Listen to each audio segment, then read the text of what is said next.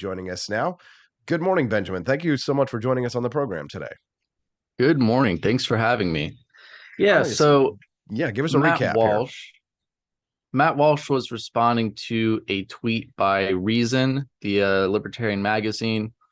One of their writers, Scott Shackford, I believe, he wrote an article in which he said the whole drag queen thing, conservatives reacting over drag queens and kids, is all a moral panic, which I would disagree with him for the most part on what he wrote there.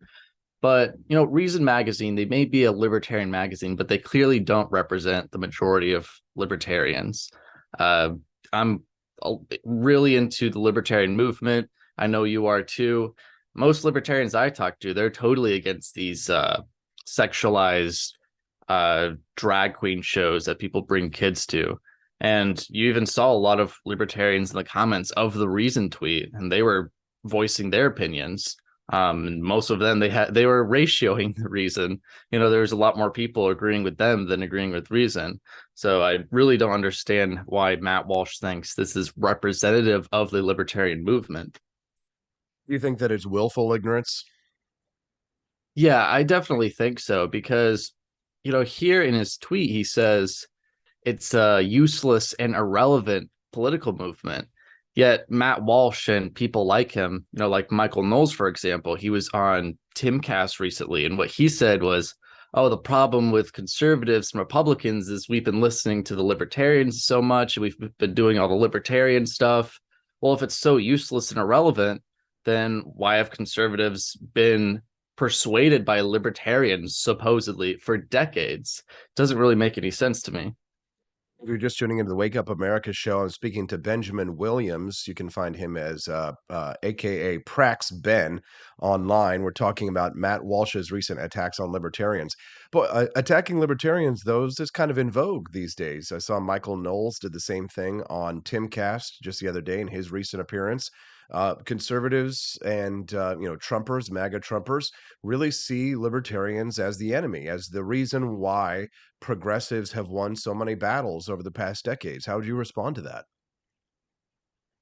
Yeah, I'm not really sure why we're seeing it so much lately. We've seen stuff from Steven Crowder, from Alex Jones, all sorts of people, and they're just going really hard on this message right now. I think it's they see moving forward, they need to move towards the more paleo conservative or national conservative movement. And so they're trying to convince people, all right, this is why you need to go in this direction, and they need a boogeyman to blame for it. Right? They need to say, okay, this is why what we've been doing isn't working. It's because actually it wasn't even conservatism; it was libertarianism. We're not libertarians, right? So let's do the conservative thing. But they don't even follow uh, the conservative fathers like Edmund Burke. Edmund Burke famously said that you can't have virtue without liberty. They say, "Oh, go read Edmund Burke. He was against individualism and all that," but it seems like they don't even read them. Um, I think it's also partially they feel threatened by libertarians. We saw the Mises Caucus take over of the Libertarian Party, a lot more conservative libertarians. So now they can no longer point to the Libertarian Party and go, "Oh, look, it's run by a bunch of progressives. They're not really right wing."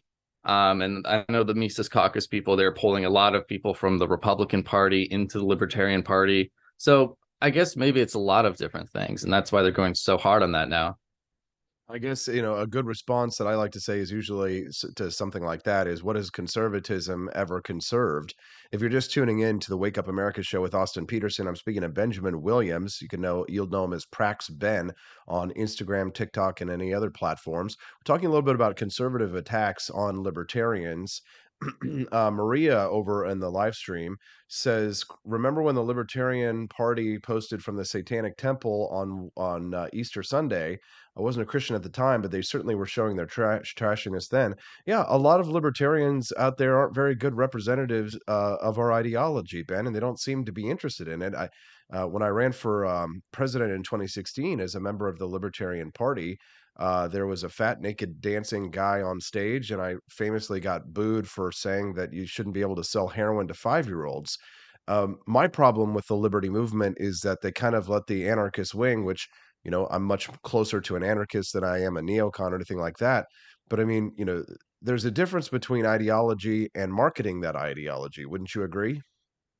Yeah, absolutely. Now, personally, I am an anarchist, so I might disagree with you in some things there, but I think it's mostly the what we call libertines, the liberty for the sake of liberty people. Many of them, they're moral subjectivists. They don't have any actual worldview except for, oh, I want liberty. But they can't really tell you why they want liberty. They can't tell you why liberty is good. The way I see it, in order to have a good and virtuous moral society, like I referenced to Edmund Burke earlier, you need liberty. You need to allow people to build these pre-political institutions like the family, the community, and the church. And those are really what make things better, not pushing everything over to the state with public schools and state welfare. That's what creates the atomized individuals that conservatives so famously accuse us of wanting everyone to be. Are there any libertarian figures that you particularly admire or look up to, Ben? Absolutely. Murray Rothbard, of course. I'm a huge Rothbardian. Hans Hermann Hoppe, of course, Ludwig von Mises. There might even be a few other rarely mentioned ones in there, like oh, now I'm drawing a blank. But those are the three main ones. Good to know. If you're just tuning in to the Wake Up America show with Austin Petersen, I'm speaking to Benjamin Williams. We're talking about recent conservative attacks on libertarians. My biggest beef with a lot of these conservative attacks on libertarians is that, sometimes they have some merit to it. Like what Matt Walsh had to say about, in criticizing that article from Reason about child drag shows. I'd probably agree with Matt Walsh's criticism of that in such a way, but that they like to paint with such a broad brush, and that they also like to typically attack a straw man of what libertarians are rather than the actual problems themselves. And I mean, there are issues that I think, libertarians need to sort of clean up their act with, like what we just discussed here, Ben. But do you think that it comes down to an ignorance of what libertarianism really is, or do you think that they know what libertarianism is and that they're playing dumb? Or maybe is it a little bit of both? It's definitely both. Really depends upon the person. I can't speak for everyone, but you see some people who were former libertarians and former very well-read libertarians, like Nick Fuentes, for example. He was a libertarian. He was very much into the Austrian school. And even now, sometimes if you watch some of his debates and some of his conversations, he shows that he does understand these things. And when he's going on his little rant saying, "Oh, libertarianism is this and this and this," he knows that's not true. Now, with people like Matt Walsh, I can't really speak for how well read he is, but the whole like atomized individual thing I mentioned earlier. They say all libertarians are moral subjectivists. There's lots of different things they say that do kind of show us they don't really understand what libertarians are actually advocating for, or they're just focusing on libertines, which, in my opinion, are relatively rare in the libertarian community. Why do you think that someone like Nick Fuentes ultimately abandoned libertarianism and adopted more of these paleo or natcon views, and specifically the racial ones? Well, I think for the most part, they saw their ideology as libertarians not being compatible with our modern political sphere.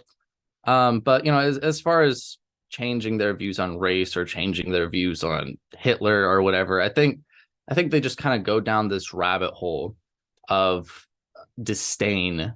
That they see all these people that they hate, and those people, maybe they hate Hitler, or maybe they hate Mussolini, or they hate this person, that person, or they hate this idea and that idea, and they say, I want to represent everything that my enemies hate. And that just brings them down this long rabbit hole, and then eventually, in my opinion, they become more like their enemies through that. That's a really good analysis, actually, Ben, and I think I would agree with you on that. Uh, in regards to libertarian, do you think that libertarianism has something to offer to the modern political climate?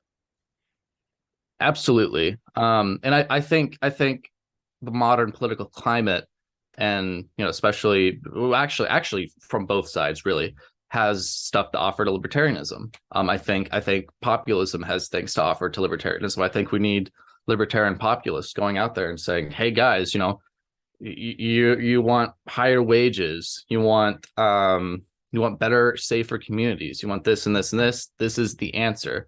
I think conservatives can look to libertarianism for better economics. Our economic status is not very good right now.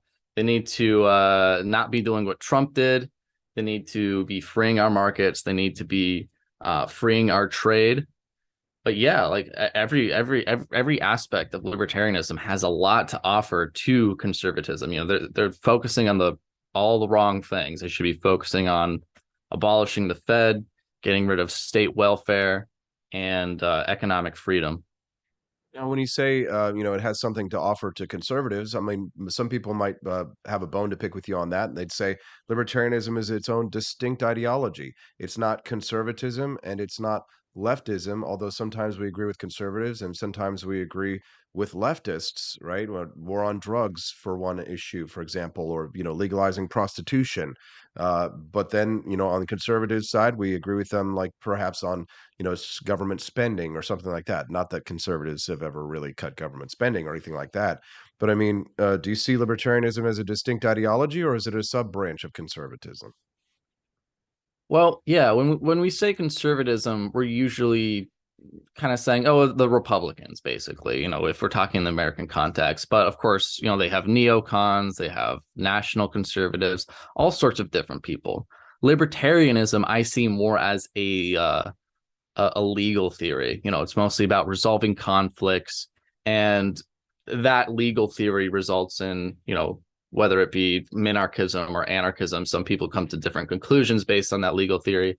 That's how I see it. I think it's very absent of like a moral philosophy, but that doesn't mean libertarians themselves are absent of a moral philosophy. You just have to take something else, in some cases, Christianity, and mix that with the existing legal philosophy. So yeah, I absolutely think libertarianism can be conservative, but I don't know if I'd say it's inherently a part of conservatism. The way I see conservatism is primarily about natural hierarchies and conserving a specific form of traditional values. In the case of America, it's typically traditional American, Western, and Christian values, and you absolutely can conserve those things through libertarianism.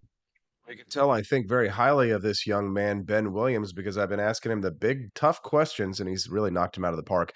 Ben Williams, aka Prax Ben. Is there anything else that you think that our listeners should know before I let you go, Ben? You know what? If you really want to be engaged in this conversation, I say, go check out people like Murray Rothbard, people like Hans Hermann Hoppe. Um, Murray Rothbard wrote, actually, it was a lecture. I think it was Four Myths About Libertarianism, and he talks about the atomized individualist thing, and he talks about, oh, libertarians just want society to decline and degenerate into nothing and all sorts of things. And he, like, back in the 70s, he refuted all of these arguments that the conservatives are using today. And I highly recommend checking that out, whether you're a libertarian and you need to defend your beliefs, or if you're a conservative and you kind of want to look into what do libertarians actually believe rather than what Matt Walsh tells you we believe. That's good stuff. Hey, Ben, would you do us a favor? And after the segment is over, would you grab a link to that Rothbard segment and drop it over in the chat over on YouTube? We'd be super grateful. Absolutely. We'd appreciate that very much. And then that's a great way for you also to drop the links to your social media profiles. You can follow him at Prax Ben on Instagram as well as on TikTok, young TikTok influencer. That's what the new kids are doing these days. Thanks for your time, Ben. Have a great day and Happy New Year.